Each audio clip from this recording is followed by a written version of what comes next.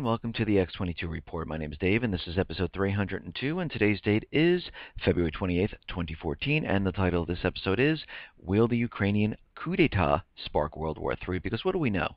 Well, we understand that before all of this happened, the Ukrainian government was looking at the EU, and it was looking at Russia. And of course, the EU, the United States government, thought they had it in the bag. They thought the Ukraine government was going to pick them over Russia. But the Ukrainian government looked out and said, out of all the member states of the EU, let's see how they are doing. And they looked around and they said, okay, Spain, France, Portugal, Italy, Cyprus, Greece, they're all in trouble.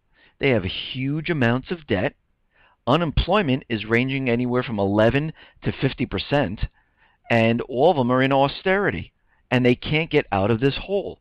So they said, you know what, maybe we shouldn't go with the EU, let's go with Russia's deal. And they went ahead and they said, we're going with Russia, and then all of a sudden, all hell broke loose. We had the U.S. government and the EU pay people, and they spent around $5 billion or so to stage this coup d'etat, and they had riots, protesting, and they pushed the Ukrainian government out, and they put in the opposition government. And now they're reorganizing, rewriting the Constitution, rewriting laws, doing everything they possibly can, trying as fast as they possibly can to get the EU deal signed. And this is what's happening right now. Again, the United States government and the EU want the entire Ukraine. They don't want the western part of it. They want the east and the southern part of it, because that's where most of the production is. And of course, it is a strategic location because Ukraine is on the Black Sea. It also borders on Russia. So we can see they definitely want the Ukraine also to join NATO. Now, if they only get the western portion of it, it's not going to really benefit them in the way they want it to benefit them.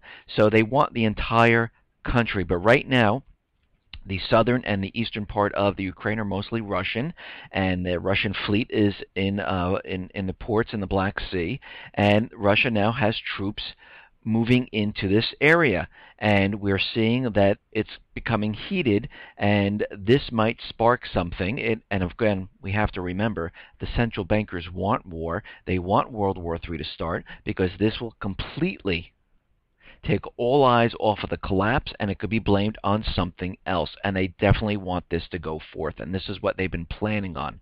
But before they get the war started, they want the Ukraine to sign the EU, and they rather have things heat up because they think they can keep the system going by continually pushing the debt out to more and more countries. And this is why you see the central bankers and, of course, the countries, any private Western central bank country spread around the world, and it's mostly the U.S. government. They are in the Middle East, the Ukraine, in Thailand, Tunisia, they're in Africa, and they're just pushing and pushing and spreading the empire further and further because they need to push the debt to more and more countries. This is the way the dollar continually works, and they need to keep all the natural resources on the U.S. dollar, because what happens is if a country wants to purchase oil, they have to hold U.S. dollars in reserves.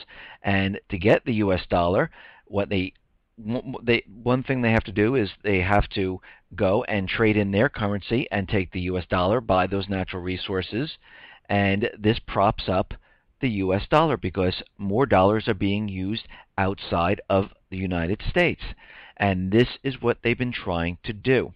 Now, we're going to head out to Cyprus right now, where, again, they're part of the EU and they're having major problems. We understand they had bail-ins, and they said the capital controls will only last about 2 weeks, maybe a month, maybe 2 months. Well, it's been a year. They have relieved some of the capital controls where you can transfer money from bank to bank, but the main capital control of people going into the banks and removing their money is still in effect, and they only can take out about $300 per day in Cyprus. And right now, Cyprus lawmakers have rejected a controversial bill to sell off state-owned assets, a condition of the debt-ridden country's rescue deal with international lenders. Now, they want to basically get their assets, and this is the whole purpose of it, and give them more debt.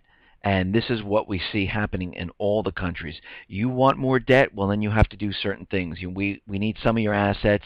You have to have austerity, and we'll give you more debt. And we know you can't sustain this debt, and you'll just ask for more later on, and then we'll get more of your assets.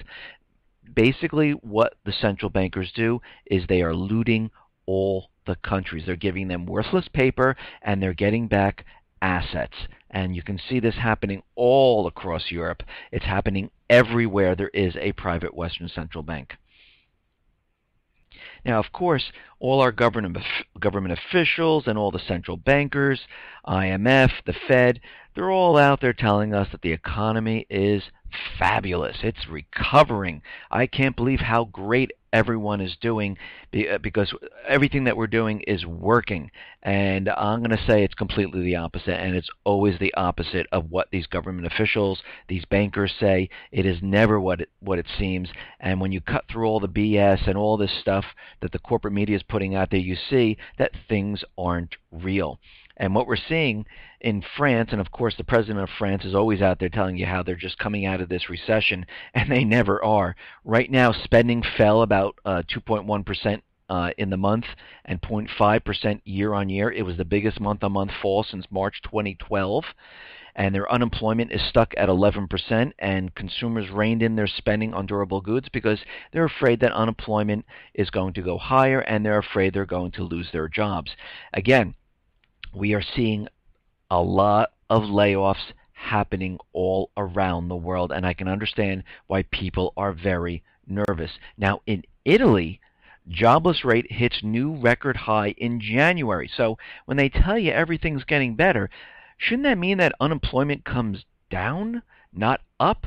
Well, official data shows that Italy's unemployment rate has hit a new record high of 12.9% in January. And the country is completely struggling, and the jobless rate among those aged between 15 and 24 rose to its highest level at 42.4% in January. And again, you have to remember the youth between 15 and 24, that is the future of the country. These are the people who are supposed to be getting jobs, and they're supposed to be spending money, buying cars, then eventually buying homes, having families. But again, in all of these countries, the youth unemployment is very, very high. These youths coming out of college or coming out of high school can't find work, and if they do find work, it's always part-time, making a little bit of money, hardly any. And they usually end up living with their parents. And this is not a good sign for the future at all. Now, in Australia, they are showing signs that there are problems. Economists expected Wednesday's data to show the economy grew a mediocre 2.5% on a year in the fourth quarter. That compares with 2.3% in the third quarter, well down from rates close to 4% in 2012. So a year ago, it was much better off, and now we see a decline in the economy, and we see that things are just not getting better. And again, unemployment in Australia rose to 6.0% in January. It's the highest level in more than a decade. So you tell me, when we look across the world, we are just seeing bad news. We're just seeing things are getting worse. It's making it harder and harder for people to live. Prices of goods are going up. People have to go into their savings. People have to take out payday loans. We are seeing this happen all across the globe. Now, here in the United States, we've been seeing layoffs. We've been seeing retail stores closing. And right now, Loehmann's, they're closing the last of their 39 stores. And again, this company was started in 1920, and now it will no longer exist. And we also see retailer Dots will close around 359 stores. So again, when you look around and you see all of this, it doesn't fit the illusion that the government officials, the central bankers, are feeding us. It completely is the opposite of what they are saying. And again, you have to remember, Sony is closing 20 of their 31 stores, and they're also are selling their properties at the prestigious Tokyo site where it had its headquarters for 6 decades. Why? Because they can't make ends meet. Things are getting worse. Because Sony this month warned it would book a loss of about $1.08 billion. And again, because the sales aren't there. And we're going to see many more retailers start to close doors. You're going to see stores closing down, people being laid off. We're seeing the financial institutions, Barclays, RBS, Wells Fargo, JP Morgan, IBM, all laying off thousands upon thousands of people. Again, I have friends who work in many different banks, and they're hearing rumors, and I'm telling you, in the next couple of weeks, we are going to hear more layoffs coming. You know why? Because the economic collapse is here. It is happening. We saw this happen prior to 2008. Companies were laying off. We saw real estate plunging. We're seeing the same thing happen now. Yesterday, I discussed the investment and investment hedge funds, the big money, the smart money, if you like to call it that, all trying to get out of real estate right now because they realize real estate is imploding.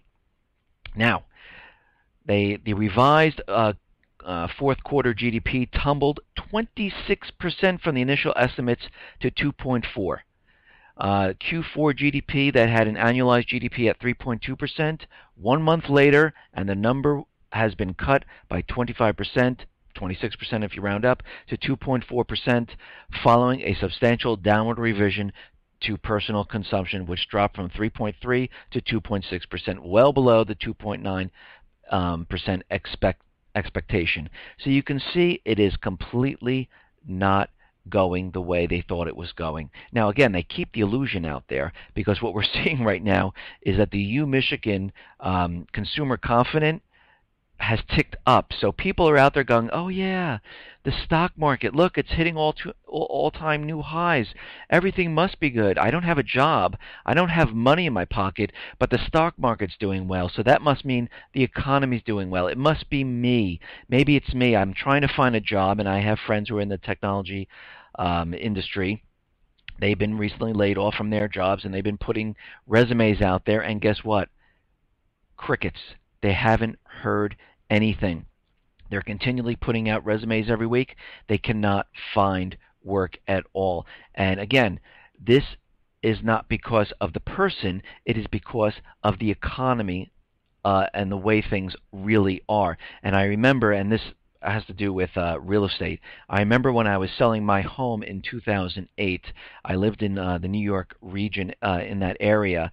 And again, this was prior to October of 2008. I started selling my house in January of 2008, and people were telling me, and no one understood what was going on at that time, and they were out there saying, you know what it is? And this was during the springtime, you don't have flowers outside of the house. That's why it's not selling. Oh, you don't have this. And of course, all around me, house prices were continually dropping. And they were trying to tell me, oh, you don't have the house stage. You don't have it. You got to get rid of some of the furniture. You got to paint. You got to do this. And they're making you change everything because they're blaming it on you when it really was the economy. So those people who are looking for work, it's not you. It's not your resume. It's not your expertise. It is the economy that is forcing you, which is making it very hard for people to find work. And we can see this happening all again. Retail is coming down. Housing is coming down. Yes, the stock market's being pumped up, but look what is happening. Stores are closing. People don't have the money to purchase. Housing, mortgage applications are plunging. People are being laid off from the mortgage departments because there's no business there. And we can see that all this is an illusion to keep everyone's eyes on the stock market. And again, the stock market closed on Friday, and everything is up, and everything looks fantastic. And of course, the Fed is out there. And again, we saw the Fed out there in 2008 saying they have everything contained. They do not predict a recession anytime in the future. And of course, it happened in October. And I believe they said this in January and in April of 2008. And of course, the same year the recession started. But we have the Fed out there now, and they're downplaying the worries about the U.S. growth. Don't worry about it. Everything is fine. We see growth. And they went on to say, despite recent signs of possible slowdown, the growth story of the U.S. economy remains intact. It reminds me when the Fed said that the subprime was contained. Recent bad weather in large portions of the United States is having an impact on the economic activity. I'd still project that 2014 would have stronger GDP growth than 2013. Really? With all these retail stores closing, with the car manufacturers channel stuffing the car lots, they can't even put more cars on the lots. They can't get rid of the cars on the lots, but they're going to see better growth. We're going to have a sort of steady pace of growth going forward. Federal Reserve should stop large-scale asset purchases entirely, said Fisher. So we can see what's happening. They're trying to convince everyone out in the corporate media, and all those people are still sleeping out there, that the economy is doing well. Look at the stock market. It's going up. And listen to what the Federal Reserve is saying, that the economy is growing. It's going to be better this year in 2014. Now, of course, they said this last year that it was going to be better. France was out there saying that their economy was coming out of recovery. Spain was out there saying that they're coming out of the recession and into a recovery. Italy said the same thing, but now we can see unemployment is rising in all these countries. They can't. More layoffs are coming. They can't grow their economy. They need to take on more debt, and things are just getting worse. This is the illusion that they want everyone to be keeping their eye on, because they understand this. When this economic collapse hits, it's going to hit hard, and they don't want anyone to realize that it is coming. And this is why they keep suppressing gold, because they're not going to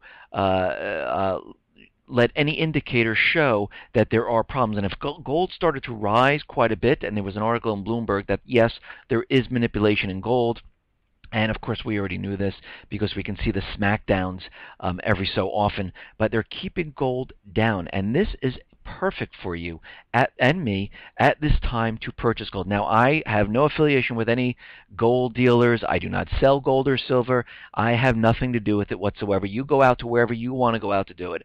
I go to my places where I buy my gold and silver, and I accumulate gold and silver every month. I take a portion of my income, and I go ahead and I buy. Sometimes it's only 10 ounces of silver. Sometimes it's 4 ounces of silver. Sometimes it's only a quarter of gold. So not a full ounce, but a quarter of an ounce. So I don't do everything all at once, and I've been doing this for quite a long time now. And again, you don't have to go out and purchase 75 ounces of gold right now. But again, we're coming to the end now, and if you're just joining the preppers and getting food and water, I would probably concentrate more on food and water and supplies than I would gold, and I would probably keep cash someplace safe so you have it. But if you do have the money to do it, that's what I would probably start doing. Okay, now Obamacare. Obamacare, we know what this is. We know that this is a cash grab. We know that the entire thing is about taxing the people to create revenue, to help maintain the government, and to sustain the debt. That's all it's about. But Harry Reid was out there, and he's saying that all these claims and all these stories about Obamacare victims are completely untrue. The system is perfect. Everyone should stop complaining. And again, we know that this is completely false, because anything they say is completely opposite. And we see many, many stories that are coming out there. People are having problems. Millions of people, their health insurance was canceled. They can't get the health insurance. And we see this happening all over the place. And there was one woman saying, well, this is absolutely ridiculous. And this is Eileen Benthal's 17-year-old daughter. Johanna was born with a congenital malformations in her brain and has undergone about 89 surgeries in her life. And Benthal said they lost their doctor, and all out-of-state coverage due to the new regulation in the Affordable Care Act. There were three options for them on the New York Stock Exchange and the New York State Exchange, but Benthel described them as far less superior to the options we had. Benthel was outraged over Reed's comments, and she went on to say, "I was so offended. I spent the last 3 months working more than a part-time job for me to secure insurance after termination that happened that fall." And she wants an apology, and she is really angry at what they're saying, because the government officials, they don't care about the people. They don't care about the people at all. All they're interested in right now is getting more revenue from you, because you are the sheep, you are the cattle, and they want your money. This government that is in power right now is not for the people anymore. It is completely corrupt. They need to be removed, and we need to start this whole thing over again. Now, a couple reports ago, we talked about DHS trying to get a national license plate tracking system. And I've seen this report that came out, and right now, DHS's solicitation for bids had nothing to do with asking a contractor to build a nationwide license plate tracking database. Such a database already exists. The solicitation was more than likely merely a procedural necessity towards the goal of obtaining large numbers of agency subscriptions to said database, so that ICE agents across the country could dip into it at will, as many have been doing for years already. There was never a plan to build a plate database. The database is operated by a private corporation called Vigilant Solutions and contains nearly 2 billion records of our movements, and grows by nearly 100 million records per month. DHS wants to track you everywhere you drive. And I've said this before. DHS is coming after terrorists. They are the anti-terrorist division of the United States, who report directly to the government officials. It has nothing to do with the military. They come after domestic terrorists. Who are the domestic terrorists? The people who are against the present government that is in power right now. You are a terrorist if you speak out against this government, and they understand this. And this is why they want to track every single person. This is why they're coming up with the Real ID system. This is why all of your information, your DNA, your fingerprint, your iris scan, all your information will be sent up to the federal database so you could be tracked. And in this 100-mile constitutional free zone, which is completely null and void because there is no such thing. But again, those people who believe in it will believe in it, and they'll think it exists. They will have checkpoints where they'll ask for your Real ID, and all the states have to be in compliance with this Real ID system. So again, one other thing they're going to do to track you is they're putting an RFID chip inside your license, because they understand, and I've said this before, they understand that you just carry this wherever you go, so it makes it very easy for them to track you. And this is what they've been trying to do, and they are pushing their agenda forward to do this. Okay. Now, we understand that Russia is moving into the Arctic. Now, why are they moving into the Arctic? Well, it's because the U.S. is moving into the Arctic. Canada is moving into the Arctic. And the U.S. Navy is mapping out how to expand its presence in the Arctic. The Arctic is all about operating forward and being ready. We don't think we're going to have to do war fighting up there, but we have to be ready, said Rear Admiral Jonathan White. The Navy is conducting a submarine exercise in the Arctic next month. The Navy's updating roadmap noted that the Arctic has significant oil, gas, and mineral resources, including some rare earth minerals now supplied mainly by China, and estimated hydrocarbon resources of over $1 trillion. So this is why there is a fight to the Arctic. And again, they will be using this to put bases and to have a strategic location when war starts. And we understand that this is what is happening. Now, We understand that the U.S. continually bashes China about human rights violations, and China now is sending it back to the U.S. China decided to strike back at the U.S. with its own report on U.S. human rights. The U.S. posing as the world judge of human rights, the U.S. government made arbitrary attacks and irresponsible remarks on the human rights situation in almost 200 countries and regions, again in its just released reports from China. The U.S. carefully concealed and avoided mentioning its own human rights problems, it adds. The report calls the U.S. tapping program, codenamed PRISM, which exercises long-term and vast surveillance both at home and abroad, a blatant violation of international law, and it seriously infringes on human rights. The U.S. has carried out 376 drone strikes in Pakistan since 2004, causing deaths of up to 926 civilians, according to the report. Rates of unemployment for the lowest income families have topped 21%. The homeless population in the U.S. kept swelling, and it had climbed 16% from 2011 to 2013, it added. There are also a large amount of child laborers in the agricultural sector in the U.S., and their physical and mental health was seriously harmed. So China has been putting their spin on human rights and striking back at the U.S.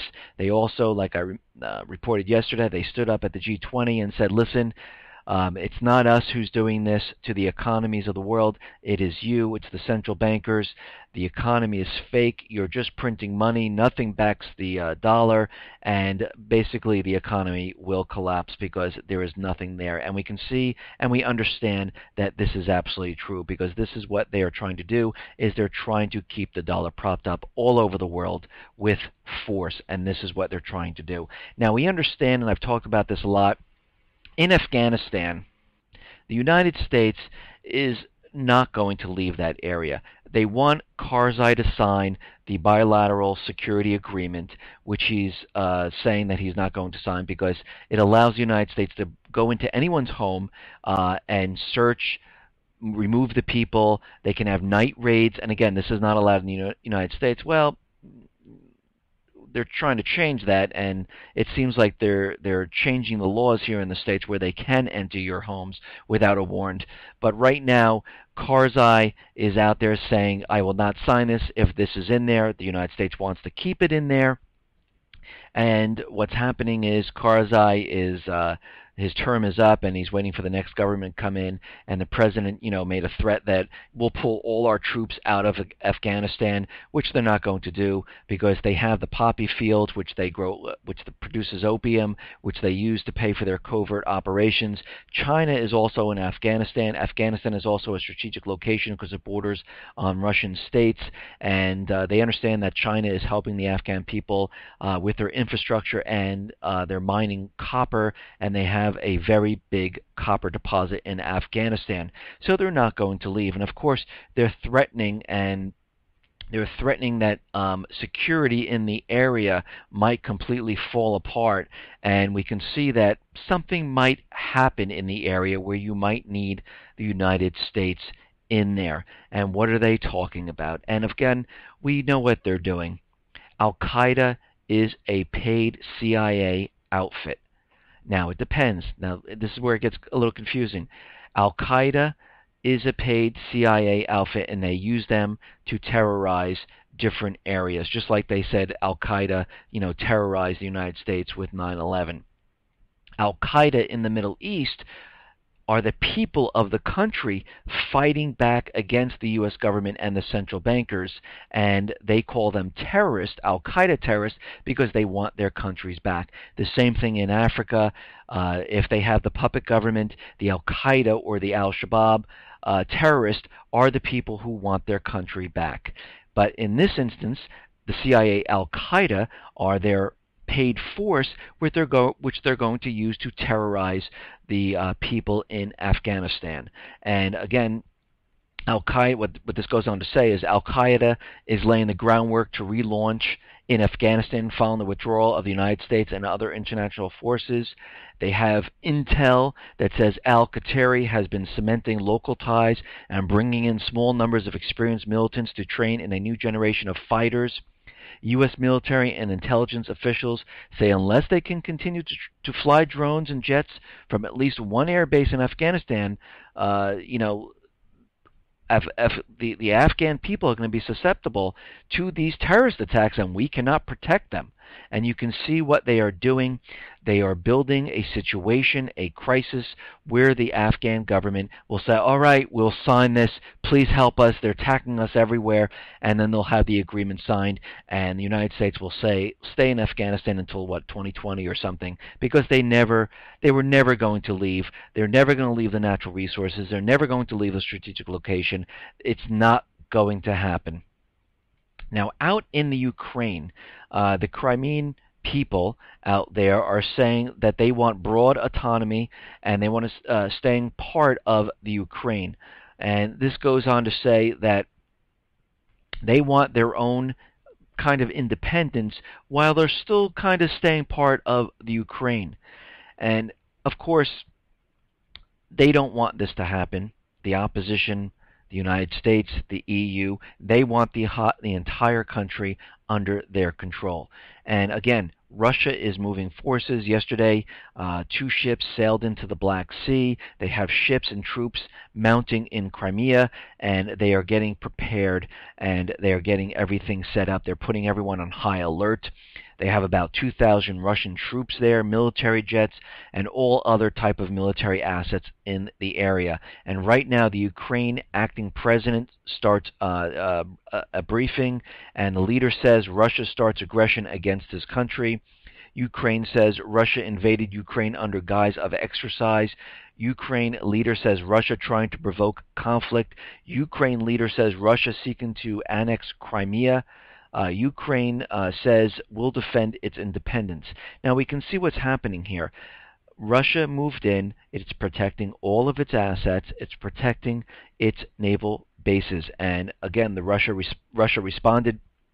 The movements of the Russian Black Sea Fleet armored vehicles in Ukraine's Autonomous Republic of Crimea are in full compliance with Russian-Ukrainian agreements, and this is what Moscow said.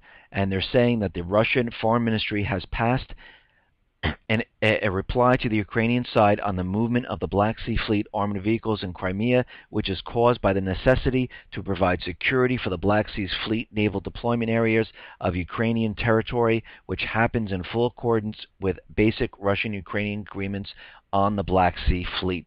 So, again, Putin knows exactly what is going on in the Ukraine. He understands the U.S., the EU are completely behind this. He understands he's not going to give the south and the east of the Ukraine to the United States and the EU. This is why he is moving all his forces. This is why they are on high alert. This is why he has everything in position, because he wants to see what their move is.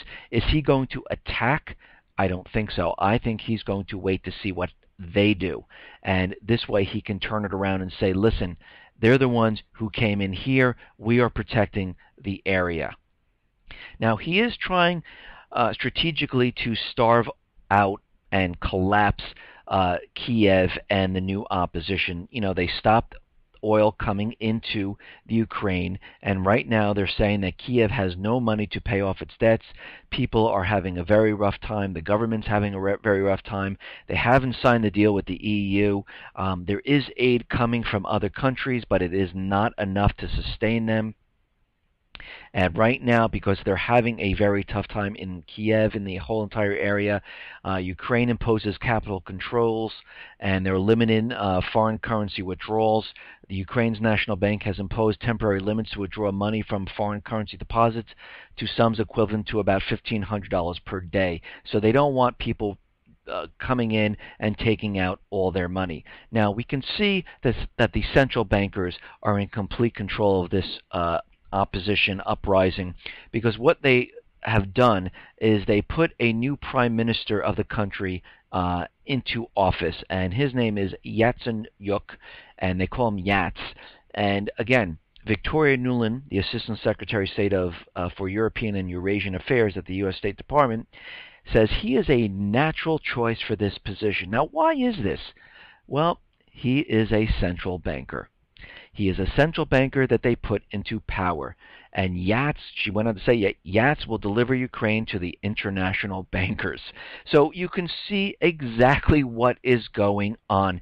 This has nothing to do with democracy. This has nothing to do, and this just doesn't go with the Ukraine. It goes around the whole world. It has nothing to do with freedoms. It always comes back to the same thing. Central bankers wanting to put the countries on their system to sell the natural resources using the EU or the US dollar. That is it. And again, this is what they're doing right now. Now, of course, the United States is out there, and the Vice President Biden decided to call the Ukrainian Prime Minister Yats, and he called him and welcomed the formation of the new government in Ukraine.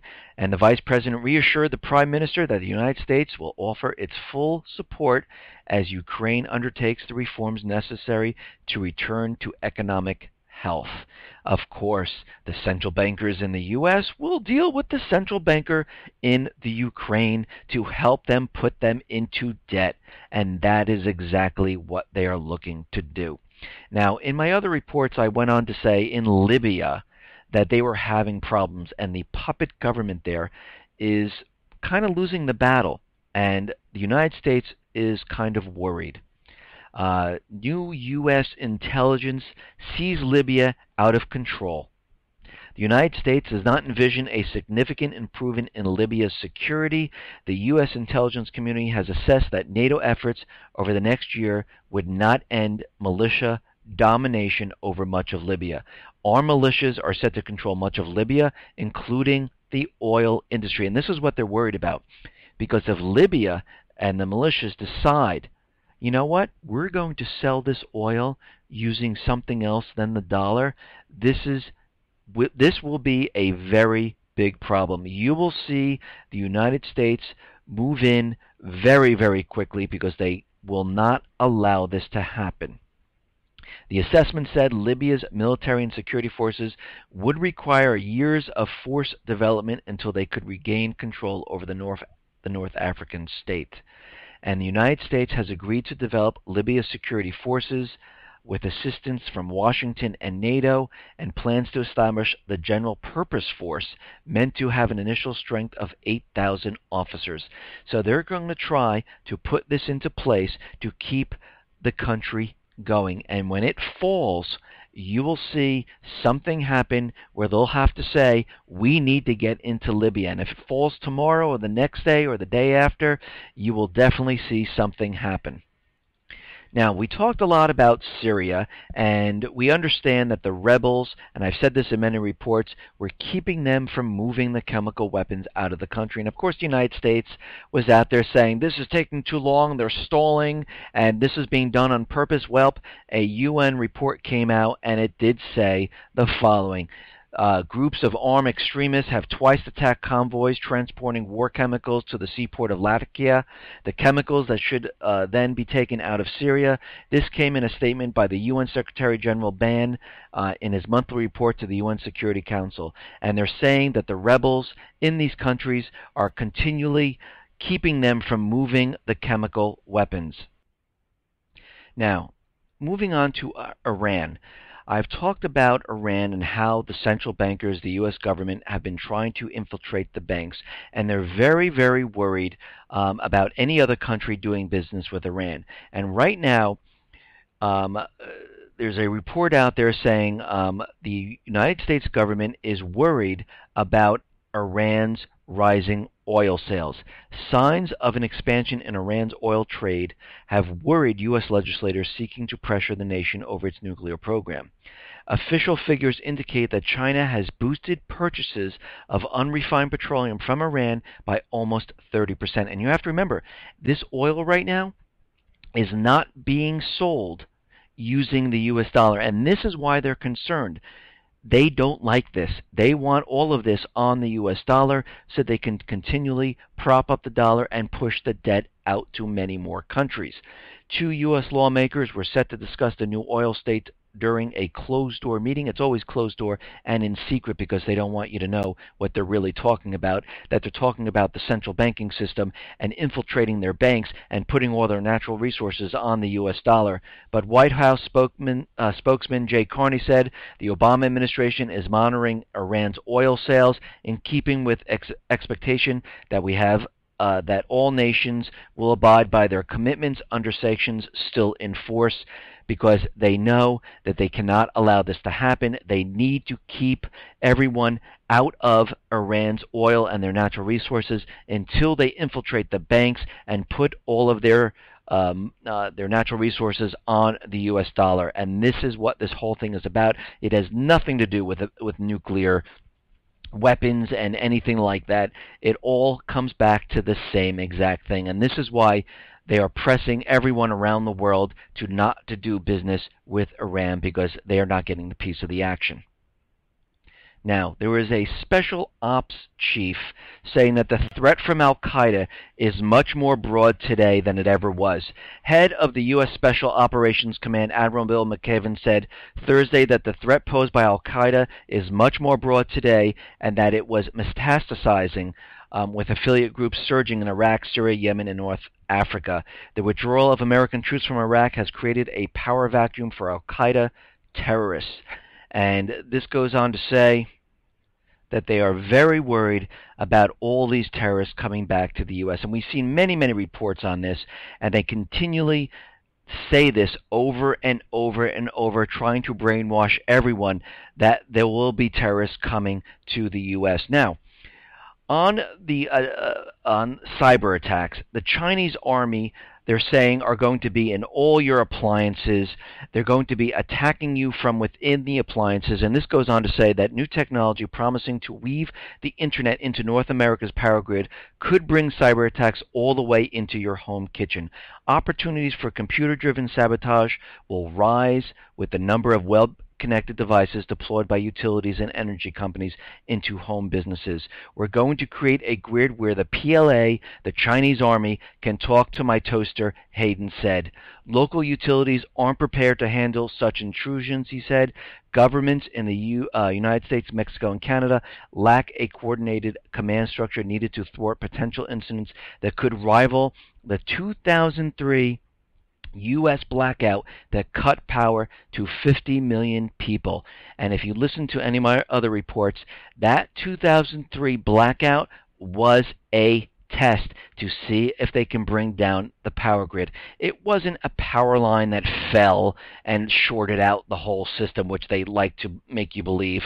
It was planned. It was a virus malware inserted into the system to see if they can bring down the power grid. And they are mentioning it right here because, as we know, what they are planning is to bring down the power grid. Listen, everyone, thanks a lot for listening. Be well, be safe, and especially be prepared. Thanks a lot.